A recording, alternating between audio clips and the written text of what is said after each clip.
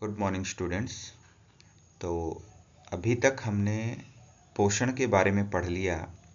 अध्याय 5 में जैव प्रक्रम जो हमने प्रारंभ किया था, उस जैव प्रक्रम में सबसे पहले हमने पोषण के बारे में पढ़ा, जिसमें पौधों में प्रकाश संश्लेषण प्रक्रिया के बारे में हमने सीखा।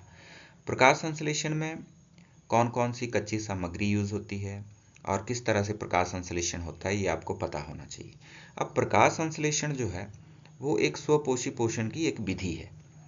अब दूसरा जो तरीका है जिसमें जीव जंतु भोजन के लिए दूसरे पौधों पर या जीव जंतुओं पर निर्भर करते हैं, जिसे हम विषम पोषी पोषण कहते हैं, उसी में हमने मानव पाचन तंत्र के बारे में पढ़ा। तो मानव पाचन तंत्र में हमने सबसे पहले आहार नाल का स्ट्रक्चर देखा है, जिसमें आप देखेंगे कि मुख गुहिका में हमने पढ़ा कि लाला रस होता है जिसके अंदर एंजाइम पाया जाता है, जिसको एमिलेस एंजाइम कहते हैं, जो कि भोजन के अवयव कार्बोहाइड्रेट का पाचन करता है। अब ये कार्बोहाइड्रेट कौन सा है यहाँ पे?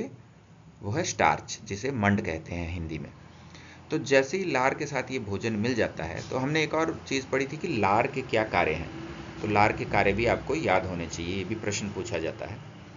तो जैसे ही वो मिक्स होता है भोजन के साथ, लार मिक्स होती है, उसके बाद भोजन को निगल दिया जाता है और ग्रसिका से होता हुआ वो हमारे अमाशय में पहुंच जाता है। ठीक है। अमाशय में हमने पढ़ा कि अमाशय के अंदर तीन प्रकार के द्रव पाए गए, तीन प्रकार के द्रव पाए गए। ठीक है। एक तो है जो कि श्लेष्मा है, दूसरा है अम्ल जो कि हाइड्रोक्लोरिक अम्ल है, और तीसरा है प्रोटीन को पचाने वाले एंजाइम। हाइड्रोक्लोरिक अम्ल की क्या भूमिका है ये हमने पढ़ा।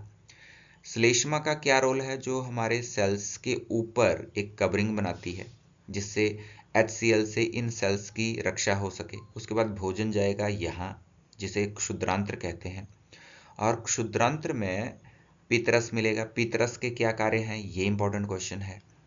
पीतरस क्या करेगा? एक तो क्षारीय माध्यम प्रदान करेगा, क्योंकि यहाँ पे अम्ल था, अम्लीय माध्यम था, तो यहाँ पर जो पाचक रस आएंगे क्षुद्रांत्र में, उन्हें क्षारीय माध्यम चाहिए। तो पहले तो ये क्षारीय माध्यम प्रदान करेगा, जो पित्ताशय है वहां से पीतरस आएगा।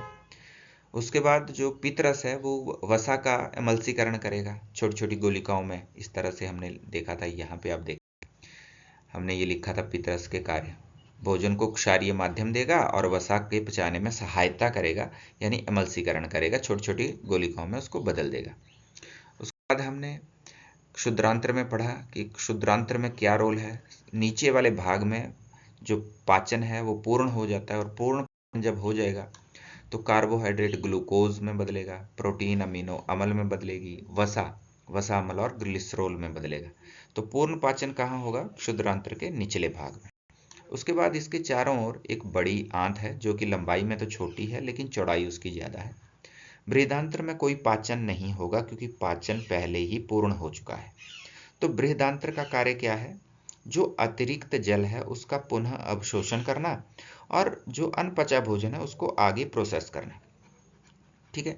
तो एक और चीज हमने पढ़ी कि अब जो ये पचा हुआ भोजन है वो तो बृहदांत्र में नहीं जाएगा ना, यहाँ तो अनपचा भोजन जाएगा। जो पचा हुआ भोजन है वो कहाँ जाएगा?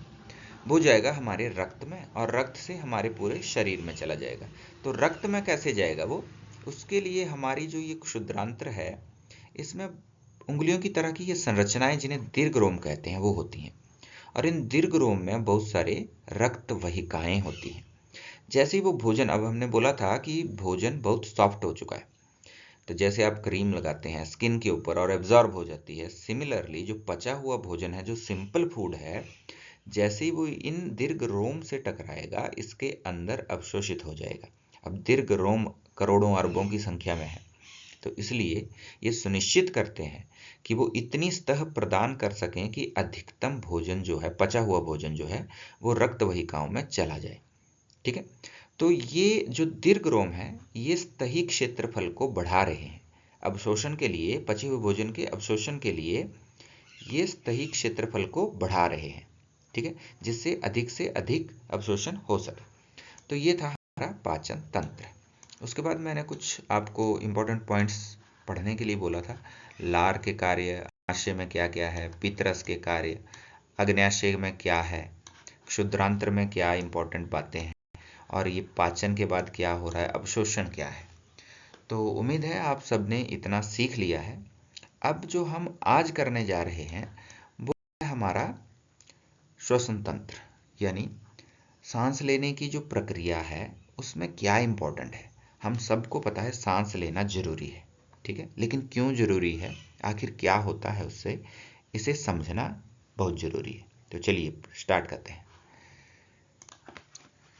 तो देखिए, श्वसन की बात करेंगे हम तो उससे पहले हमारी बुक में ये क्रियाकलाप कुछ दे रखे हैं। देखिए, इसमें 5.4 जो एक्टिविटी है उसमें आप देखते हैं कि जैसे हम चूने का पानी लेते हैं, उस चूने के पानी में जब हम सांस को छोड़ते हैं, जो हम हवा छोड़ेंगे, सांस के द्वारा जो हवा बाहर जाएगी, उस सांस की हवा से जो चूने का पानी है वो दुधिया हो जाएगा। और चूने के पानी के दुधिया होने का कारण रहेगा जो हमने फर्स्ट चैप्टर में पढ़ा था कि जब उसमें कार्बन डाइऑक्साइड प्रवाहित होगी तो वो कैल्शियम कार्बोनेट बनाएगा, जिसके कारण उसका रंग वाइट हो जाएगा। तो इससे ये साबित होता है कि हम जो सांस छोड़ रहे हैं उसमें अधिक मात्रा में कौन सी गैस है, कार्बन डाइऑक्साइड, ठीक है। और दूसरा ये है कि अगर हम ईस्ट को चीनी के घोल में या फल के रस में डालेंगे तो कुछ समय बाद आप देखेंगे कि उसमें कुछ परिवर्तन होने लगेंगे और आपको उसकी स्मेल चेंज होती हुई लगेगी और वो कुछ अल्कोहल की तरह लगेगी। तो उसमें अल्कोहल उत्पन्न हो रहा है। ये भी श्वसन प्रक्रम के द्वारा ही होता है, ठीक है। तो कभी भी आप चीनी का घोल बनाइए, उसमें ईस्ट डालिए और फिर देखिए शाम तक या अगले दिन सुबह तक उसमें अल्कोहल की स्मेल आने लगती है। तो वो किस प्रक्रिया से हो रहा है, श्वसन प्रक्रिया से। इसको भी समझेंगे कैसे हुआ, ठीक है। तो चलिए आगे देखें कि श्वसन प्रक्रम क्यों हो रहा है। तो चलिए, अभी तक हमने पोषण के बारे में पढ़ा, पोषण के बारे में। अब देखिए, जो पोषण हमने ग्रहण किया, यानी भोजन को ग्रहण किया और उसके पोषक तत्व हमारे शरीर में आ गए। अब हमें पता है कि हमें ऊर्जा की आवश्यकता है विभिन्न कार्यों के लिए, इसी भोजन से हमें ऊर्जा मिलेगी। लेकिन आखिर ये ऊर्जा मिलेगी कैसे, तो क्या रहेगा इसके लिए। जैसे ही हम भोजन लेते हैं तो ये भोजन हमारे ऑक्सीजन से रिएक्ट करेगा, क्रिया करेगा और भोजन टूटकर हमें ऊर्जा प्रदान, ऐसा कुछ होता है। तो अभी तक हमने ये पढ़ा था कि पोषण से, भोजन ग्रहण करने से उससे ऊर्जा मिल रही है, लेकिन भोजन से अकेले ऊर्जा नहीं मिलेगी हमें। उस भोजन की ऊर्जा को अगर निकालना है तो हमें केमिकल रिएक्शन करनी पड़ेगी। और ये जो केमिकल रिएक्शन है ये है श्वसन। श्वसन में हम कोशिकीय श्वसन की बात करते हैं, सेलुलर रेस्पिरेशन की बात करते हैं, सेल्यूलर रेस्पिरेशन, ठीक है। तो इसमें क्या होता है कि जो वायु है वो पहुंचेगी हमारे हर एक सेल तक, ठीक है। तो ये कहाँ पहुंचेगी, हर एक सेल तक, और सेल में ऑक्सीजन के साथ साथ हमारा भोजन भी पहुंचा है, लाइक ग्लूकोज पहुंचा है। तो ये ग्लूकोज सेल में ऑक्सीजन के साथ अभिक्रिया करेगा और बनाएगा कार्बन डाइऑक्साइड, और साथ में कुछ मात्रा में वाटर बनाएगा और बहुत सारी ऊर्जा उत्पन्न करेगा, ठीक है। तो ये एक प्रक्रम है भोजन से ऊर्जा प्राप्त करने का, जिसे हम सेलुलर रेस्पिरेशन कहते हैं। लेकिन इसके लिए दो तीन तरीके हम यहाँ पढ़े। एक तो ऑक्सीजन का यूज करके ग्लूकोज विखंडित हो रहा है, दूसरा बिना ऑक्सीजन के भी कुछ जीवों में ये विखंडित हो जाता है जिसमें ऑक्सीजन की आवश्यकता नहीं होती। उस केस में क्या होगा कि ग्लूकोज जो है वो डायरेक्टली ब्रेक करेगा सेल के अंदर, ठीक है, और फिर बनाएगा अल्कोहल जो कि है इथेनॉल, ठीक है। ये इथेनॉल और साथ में कार्बन डाइऑक्साइड बनेगी और ऊर्जा उत्पन्न होगी।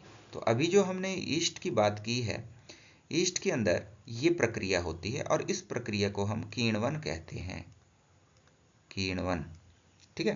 ये किण्वन प्रक्रिया, इसको हम फर्मेंटेशन भी कहते हैं, फर्मेंटेशन, ठीक है। ये किण्वन प्रक्रिया एक ऐसा श्वसन प्रक्रम है जिसमें ऑक्सीजन यानी वायु का प्रयोग नहीं हो रहा है। तो हमने दो पथ देख लिए ग्लूकोज के विखंडन के, जहां पे वायु प्रयोग हो रही है और जहां वायु प्रयोग नहीं हो रही, ठीक है। तो ये जो प्रक्रम है जिसमें वायु का प्रयोग हो रहा है, इसे हम वायवीय श्वसन कहेंगे, वायवीय श्वसन। ठीक है। और जिसमें वायु का प्रयोग नहीं हो रहा है, जो ईस्ट में प्रक्रिया हो रही है, किण्वन वाली, फर्मेंटेशन वाली, इसको कहेंगे अवायवीय श्वसन। ठीक है। तो दोनों में क्या अंतर आ गया? वायवीय श्वसन में ऑक्सीजन का प्रयोग हो रहा है और अवायवीय श्वसन में ऑक्सीजन यूज नहीं हो रही, यानी वायु की अनुपस्थिति में ये प्रक्रम हो रहा है। और दूसरी बात कि जो हम वायवीय श्वसन प्रक्रम देख रहे हैं, उसमें ग्लूकोज के विखंडन के बाद कार्बन डाइऑक्साइड और जल बनता है, यानी ग्लूकोज का पूर्ण विखंडन हो रहा है। लेकिन अवायवीय श्वसन में क्या बन रहा है? इथेनॉल और कार्बन डाइऑक्साइड, इसको अल्कोहल भी आप लिख सकते हैं। तो अल्कोहल और कार्बन डाइऑक्साइड उत्पन्न हो रही है उत्पाद के रूप में। दो अंतर हो गए। तीसरा अंतर, एक खास अंतर है कि जो ऊर्जा उत्पन्न हो रही है वायवीय श्वसन में अधिक मात्रा में है। क्यों है अधिक मात्रा में? क्योंकि यहाँ पर ग्लूकोज का पूर्ण विखंडन हो रहा है। लेकिन अवायवीय श्वसन जो कि ईस्ट के अंदर हो रहा है, उसमें ऊर्जा की मात्रा कम होती है। अब ये कितनी कम है, उसके लिए मैं एक आइडिया आपको देता हूँ कि यहाँ पर 38 एटीपी मॉलिक्यूल्स बनते हैं, इतने अणु बनते हैं एटीपी के, और यहाँ पर 2 एटीपी के अणु बनते हैं।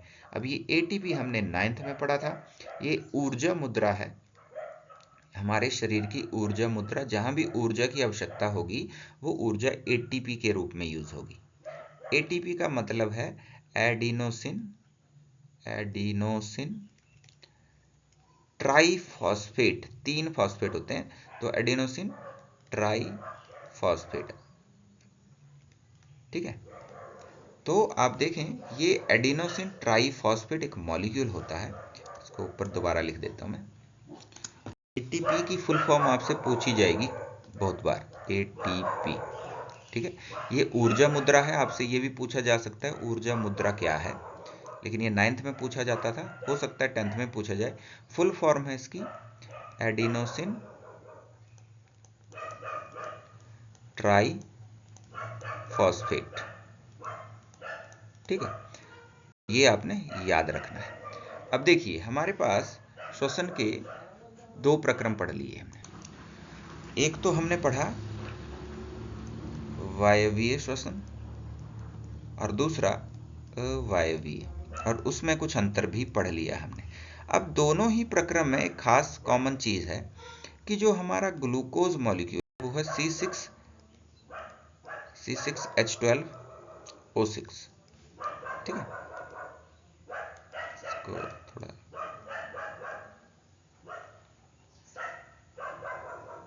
चलिए, इसको ऐसे लिखते हैं C6H12O6। और ये कुछ ऐसे स्ट्रक्चर है, यहाँ पे आप कार्बन मॉलिक्यूल देखेंगे, यहाँ पे ऑक्सीजन मॉलिक्यूल देखेंगे, और यहाँ थोड़ा गलत हो गया, यहाँ ऑक्सीजन मॉलिक्यूल, और उसके बाद यहाँ पे आपका कार्बन मॉलिक्यूल होता है, यहाँ पे कार्बन मॉलिक्यूल होता है, यहाँ पे, और ये। ठीक है। 1 2 3 4 5, और यहाँ पे छठा कार्बन मॉलिक्यूल होता है, तो ये बनेगा CH2OH ऐसे। और यहाँ पे बनेगा, एक तरफ OH मॉलिक्यूल होगा और एक तरफ हाइड्रोजन का एटम होगा। यहाँ OH, यहाँ H होता है सिंपल, और नीचे को आप देखेंगे OH होता है।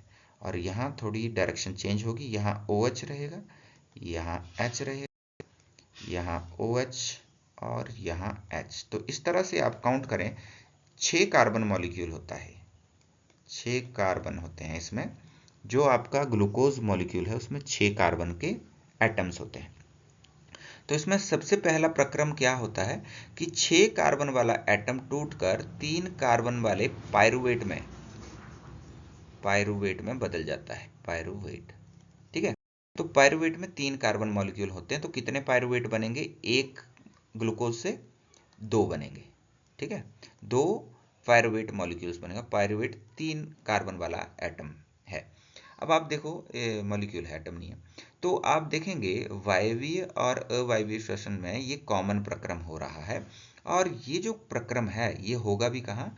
कोशिका द्रव में, थोड़ा नीचे करते हैं इसको, ये प्रक्रम पहला प्रक्रम है, दोनों ही केसेस में ये होगा कोशिका द्रव में, कोशिका द्रव के अंदर। तो ये सेल है और इस सेल के अंदर न्यूक्लियस है और इसके बाहर ये कोशिका द्रव है और इसी के अंदर माइटोकॉन्ड्रिया पाया जाता है, एंडोप्लाज्मिक रेटिकुलम पाया जाता है, राइबोसोम पाया जाता है। ठीक है, इस तरह के ये अंगक पाए जाते हैं। तो कोशिका द्रव में पहला काम होगा, क्या काम होगा? 3 कार्बन वाला पायरुवेट बना है, यहाँ पे 3 कार्बन वाला पायरुवेट बना है कोशिका द्रव में, दोनों केसेस में। लेकिन वायवीय श्वसन में आप क्या देखते हैं कि वायवीय श्वसन में इसके बाद का जो प्रक्रम होता है वो माइटोकॉन्ड्रिया के अंदर होता है। किसके अंदर होता है? माइटोकॉन्ड्रिया के अंदर। ठीक है, माइटोकॉन्ड्रिया के अंदर, इसलिए तो उसको क्या कहते हैं? Power house. ठीक है, यानी बिजली घर, इसलिए उसको बिजली घर भी कहते हैं क्योंकि वहां पर ऊर्जा उत्पन्न हो रही है। लेकिन आप अवायवीय श्वसन में देखेंगे तो सारा का सारा कंप्लीट प्रक्रम, पूरा कंप्लीट रेस्पिरेशन का जो प्रक्रम है वो कोशिका द्रव में ही होना है। ठीक है, लेकिन जो वायवीय श्वसन है उसमें पहला प्रक्रम तो है, लेकिन उसके बाद का प्रक्रम माइटोकॉन्ड्रिया में होना है। तो ये बात आपने याद रखनी है। ठीक है, तो ये 2 पथ हमने समझ लिए, एक वायवीय और एक अवायवीय श्वसन में।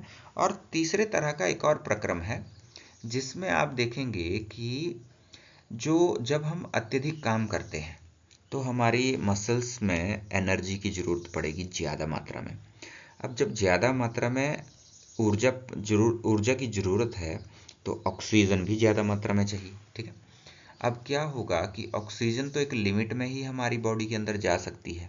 ठीक है, ये लिमिट में जा सकती है, लेकिन जो ऊर्जा की आवश्यकता है वो अत्यधिक हो रही है। जब हम हार्ड वर्क कर रहे हैं, ऊर्जा अधिक मात्रा में चाहिए, तो हमारे शरीर में एक ऑटोमेटिक सिस्टम है कि हमारा जो मसल्स हैं, पेशियां जो हैं, उसके अंदर जो ग्लूकोज है वो बिना ऑक्सीजन के भी, इन दी एब्सेंस ऑफ ऑक्सीजन भी कुछ ग्लूकोज टूट जाएगा। हालांकि ऑक्सीजन तो जा रही है लेकिन वो कम ऊर्जा दे रहा है, बाकी का ग्लूकोज टूट जाएगा बिना ऑक्सीजन के। ठीक है, तो उसमें क्या रहेगा कि ग्लूकोज जो है, पहले तो पायरुवेट बना, वो सेम प्रोसेस है, उसके बाद क्या होगा, उसका बनेगा लैक्टिक अम्ल, लैक्टिक एसिड, लैक्टिक अम्ल बना और साथ में ऊर्जा बनी।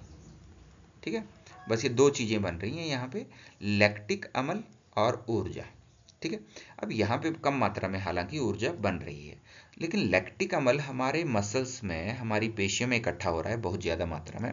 तो क्या होता है, आप बहुत अधिक काम करते हैं, थक जाते हैं और बहुत समय बाद आप ये काम कर रहे हैं, कोई काम कर रहे हैं हार्ड वर्क, तो ये लैक्टिक अम्ल हमारी पेशियों में दर्द उत्पन्न करेगा, पेशियों में दर्द उत्पन्न करेगा और इसे हम कहते हैं ऐंठन। क्या कहेंगे इसे हम? ऐंठन। तो पेशियों में चल नहीं रहा है, ठीक है।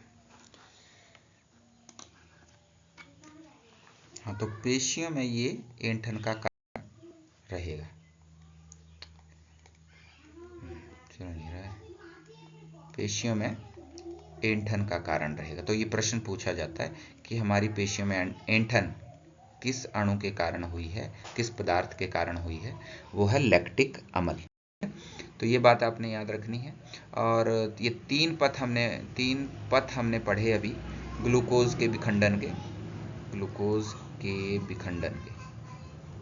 ठीक है, तो तीनों पथ आपको पता होने चाहिए, एक वायवीय श्वसन, एक अवायवीय श्वसन, और तीसरा हमारी पेशियों में ऑक्सीजन की कमी में, जब ऑक्सीजन की कमी हो जाए तो हमारे शरीर में एक तरह का अवायवीय श्वसन होता है, लेकिन इसमें अल्कोहल नहीं बनेगा, इसमें लैक्टिक अम्ल बनेगा।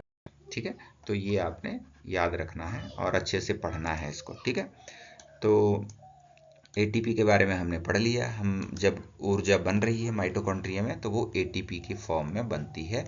ये हमारे शरीर की ऊर्जा मुद्रा है, ये बात आपने याद रखनी है। ठीक है, फुल फॉर्म याद रखनी है आपको। प्रश्न है वायवीय और अवायवीय श्वसन में अंतर, ये आपने लिख कर लाना है। अवायवीय श्वसन में अंतर, एक ये करना है आपने। और दूसरा प्रश्न आपने करना है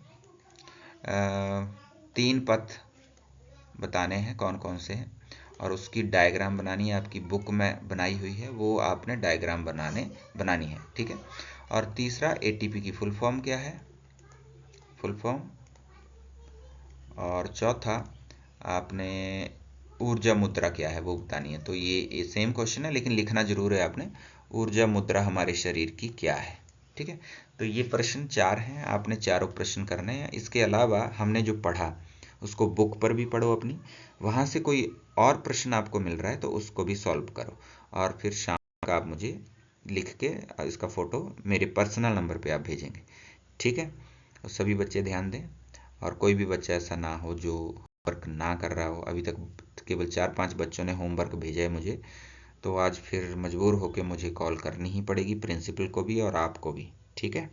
तो आज का होमवर्क कंप्लीट करो, ठीक है। Okay, thank you.